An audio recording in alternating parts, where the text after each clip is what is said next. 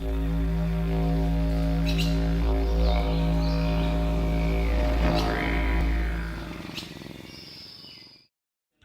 often ask how amulets are different from jewelry that one can buy just in a store.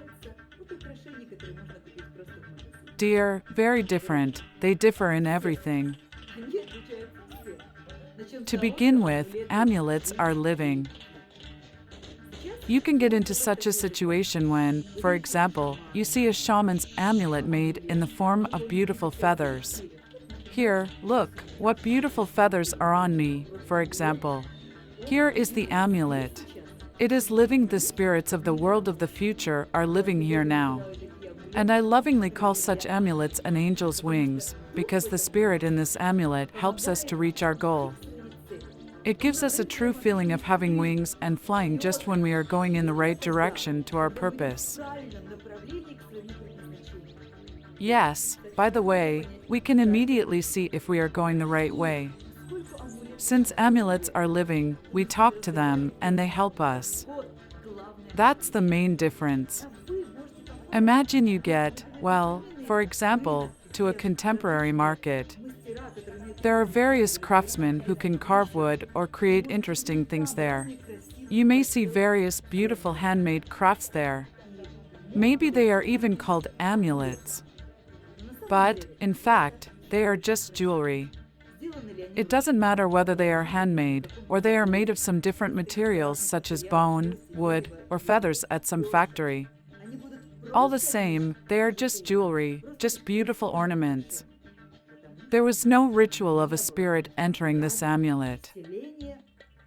I faced such a situation when a person came to me and showed me a beautiful ring. It was made in the form of an eagle, just very beautiful. That person told me, yes, it's an amulet. I bought it at the market. The master told me there was a spirit in it.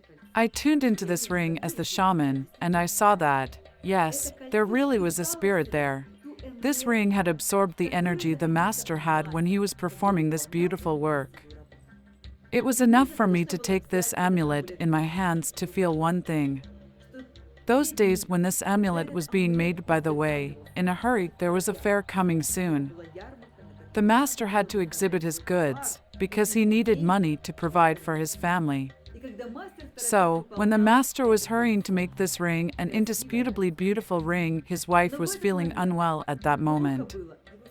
His spouse was constantly angry, because it was hard for her. She wanted her husband's attention, and the husband was busy solving money problems in the family. He was preparing for the fair. Of course, this ring had absorbed everything. So, there is nothing to be surprised about when you put on this ring, and you have such a desire, to prove your case.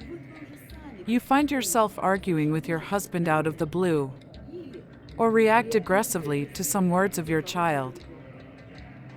So, I showed it to my student. We did purify the ring and charged it with a real ritual at the place of power. We placed the spirit of the eagle into the ring, the spirit of freedom and the love of flight. When my student put on this ring and came home, it was amazing, but she had no desire to argue. Instead, she had a desire to support and praise everybody in her family. The very next day, her child got good marks at school, and her husband got a long-awaited job. He had been waiting for an answer for a long time, and had thought that he wouldn't get the job. That's the difference between an amulet and simple jewelry. A shaman takes the power upon themselves to bring a receptacle of spirits to a special place. The shaman gets power there, appeals to many spirits, and places the spirits into these receptacles. That's the only way when on special dates spirits give a lot of power and real amulets are born. As for jewelry, yes, you can just buy it in a store. There was no jewelry in ancient times. All that people wore were amulets, always made on purpose, charged with rituals and power. Yes, imagine that even the crown of that wonderful Queen Elizabeth is a powerful amulet. We have charged it many times. That's why she ruled such an interesting country so successfully for so many years.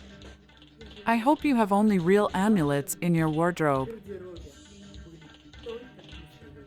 You are worthy of such power.